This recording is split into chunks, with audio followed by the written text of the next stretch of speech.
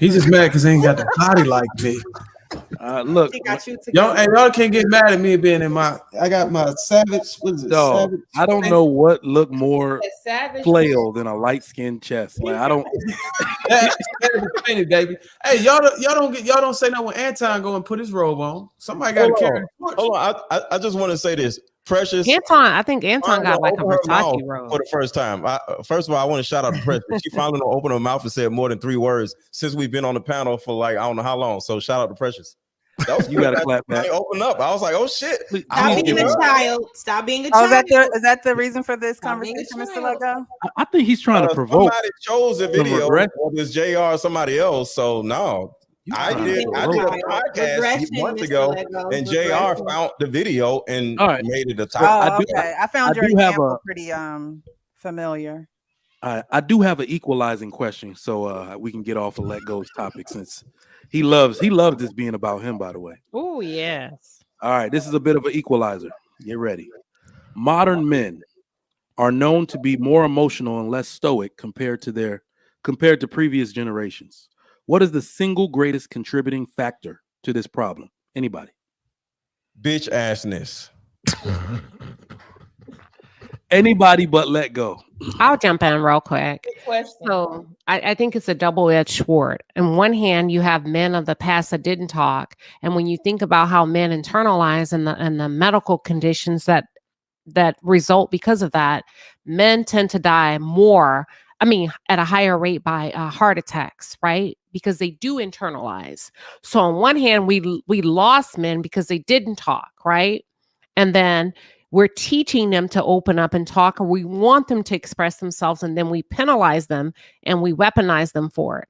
I think it becomes like what we're seeking is a healthy balance. We want men to talk.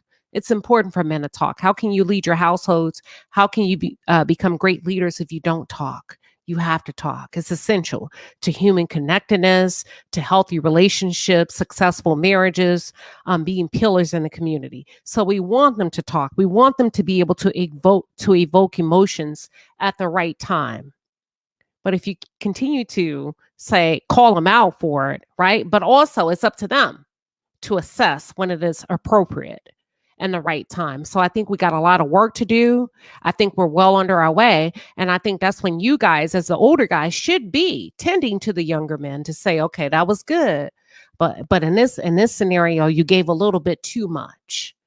Pull back on this. That was an overreaction. So it's a little bit of this and that. And I think if we could have all hands on decks, well, eventually they'll get there, if that makes any sense. All right. And we need all hands on deck, man, because right now our communities is within the limits of our household. We as Black people specifically don't got nowhere we can go and get any guidance on any standards or principles as a community to say, so we can be on the same level and have a mutual interest in some type of understanding. But we so scattered with different thoughts and stuff. When we talk to one another on these platforms, we become unfamiliar to certain ideologies and principles. So now we got to try to dissect everything instead of communicating with each other and trying to be level-headed and trying to understand one another.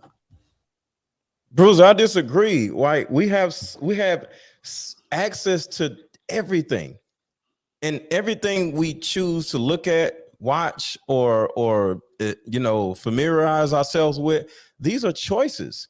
And I know sometimes there's so many different choices. We just scroll through so many different things, but all together, we still have control of those things. So we have so much access where it's like we don't know what to do. But if we sit down and the problem with so much access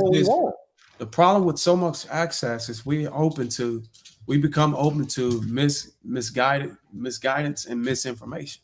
Mm-hmm. We actually have a community that's specific for Black people that we can go to, we can travel to and say, okay, how do I do these things? Where do I put my money at? Where do I go into business? Where are the Black people that are doing this thing? Now, you don't think it's easier to access? You know what people do in the Black people tend to do? They tend to say, well, the other race is doing this and the other race is doing that. because our race ain't doing shit. You But get what we I'm got saying? access to whatever it is we want. We just got to find it. But that's the problem. Instead of having access to everything, That it's part is best a to have choice. access to something precise But that's that made part is for a us to thrive. choice. We are making choices to have access to all these different things. We can find exactly what I think that's the beauty of where we are now versus in the 80s and the No, 90s. Where we it was only had always access to a a damn standard. encyclopedia and some shit. When we were at the top of our game, when we was at the top of our social economic status as Black people, we had a standard. We had a place in the economy. We had a place in society. We had a street. We had something precise. We don't have that no more. We don't have any standard. So you're saying our standards have gotten diluted due to the fact that everybody's everywhere. If you line up 100 households and they're all Asian, if you go to every one of those households, you can get similar things and similar perspectives and similar way of life from all of those households. If you line up 100 Black families, we're all over the place. We got a little bit of everybody else's culture and everybody else's races in our house. That means we're making bad choices then, because that means somebody is doing something right with all of this stuff that we dealing with too. But those people are choosing to make different choices than us. They have the same access as we do. They're making different choices. That's all I'm saying. All right. Anybody else got anything on this? What was the question exactly? All right. So I said modern men are known for being more emotional and less stoic compared to previous generations of men. What is the single greatest contributing factor to this problem? Oh, single mother household. Single mother Y'all household, can keep yeah. going. Okay. Somebody said bitch ass nigga or something like that. All right.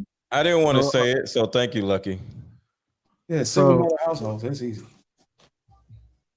Stoicism is a person who can endure pain or hardship without showing their feelings or complaining. So if you're talking about on a large scale, so how we endure the outside world, yes, I think men have become way more vocal about sharing their displeasure with society at large. As far as, you got more men complaining about their jobs, you got more men complaining about not getting enough or what have you. But when we're talking about our relationships to our women, I think there was a period in time where we stopped being vocal. Because I think if you're talking when we had a marriage rate of 80%, you don't make it there on people who don't speak. I think men were very vocal at that time about how they deserve to be treated from their women. And then there was a period in time where I think Anton talks about this a lot. A period in time where men got weak in their relationships, where there was the women are the system of the God, and it's happy wife, happy life, and we stopped being vocal, and now we're back in a space where we're trying to be vocal again, and it's all spewing out online.